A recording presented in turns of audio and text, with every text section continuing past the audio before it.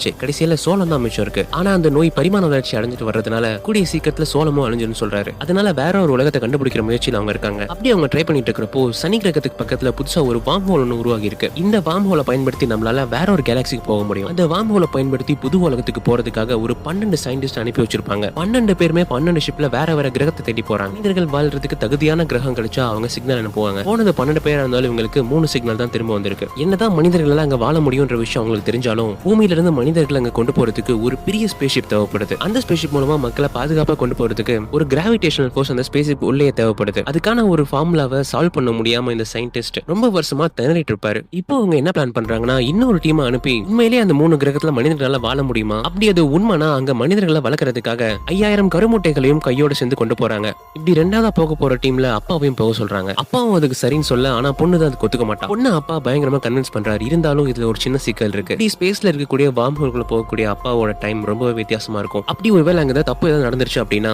அவர் பூமிக்கு திரும்ப வரதுக்குள்ள கிட்டத்தட்ட 60-70 வருஷம் கடந்து போயிருக்கும். இதை தெரிஞ்ச பொண்ணும் அப்பா விட்டு பிரிய முடியாம அழுகிறா. இருந்தாலும் அப்பா இதை பண்ணிதான் ஆகணும்னு சொல்லிட்டு வெளியே போலான்னு கதவு திறக்கிறப்போ கரெக்டா அதே நேரத்துல புக் ஷெல்ஃப்ல இருந்து ஒரு புக் கீழே வருது. இது அவர் கண்டுக்காம காருக்கு போயிடுறாரு. மொத்தமா 4 பேர் இந்த மிஷின்ல கலந்துகிட்டே ஸ்பேஸ்க்கு போறாங்க. அந்த வார்ம் ஹோலை தாண்டி போனதும் முதல் கிரகத்தை செக் பண்றதுக்காக போக முடிவு பண்றாங்க. ஆனா இங்க ஒரு சின்ன பிரச்சனை இருக்கு. இவங்க போய் செக் பண்ண போட அந்த கிரகத்துல கிராவிடேஷனல் ஃபோர்ஸ் ரொம்பவே அதிகமா இருக்கும். அவங்க ஸ்பெண்ட் பண்ற ஒவ்வொரு மணி நேரமும் பூமியில இருக்கவங்களோட 7 வருஷத்துக்கு சமம். ஸ்டேஷன்ல ஒருத்தர் விட்டுட்டு மத்த 3 பேரும் அந்த கிரகத்துக்கு செக் பண்றதுக்காக போறாங்க. அந்த கிரகம் முழுக்கமே தண்ணியா தான் இருக்கும். என்னதான் முட்டிய அளவுக்கு தண்ணி இருந்தாலும் கிரகத்துல இருந்து சிக்னல் அனுப்பினால இறந்து போயிருப்பாரு. எதனாலன்னு பார்த்தா ஒரு குறிப்பிட்ட நேரத்துக்கு ஒரு தடவை இந்த உலகத்துல 1000 அடிக்கு மேல சுனாமி மாதிரியான அலைகள் வந்து எல்லாத்தையுமே அடிச்சுட்டு போயிடும். அப்படி ஒரு அலைகிட்ட தப்பிக்க ட்ரை பண்றப்போ தெரியாம இவங்க ஷிப் டேமேஜ் ஆகி அவங்க அதுல மாட்டிக்கிறாங்க. இப்படி ஒரு எதிர்பாராத விபத்து நடந்ததுனால திரும்ப அவங்க ஸ்பேஸ் ஸ்டேஷனுக்கு வர்றதுக்கு ரொம்பவே லேட் ஆகிடுது. திரும்ப வந்து ஸ்பேஸ் ஷிப்பை டாட்ஜ் பண்ணி ஸ்டேஷனுக்குள்ள போய் பார்த்தா அவங்க ஸ்டேஷன்ல விட்டுட்டு போன ஒருத்தருக்கு ரொம்பவே வயசாகி போயிருக்கு. நான் அவரை பொறுத்த வரைக்கும் இது வரைக்கும் கிட்டத்தட்ட 23 வருஷம் ஆகிருக்கு. அடுத்த கிரகத்தை நோக்கி அவங்க டிராவல் பண்ணிட்டு இருக்கிறப்போ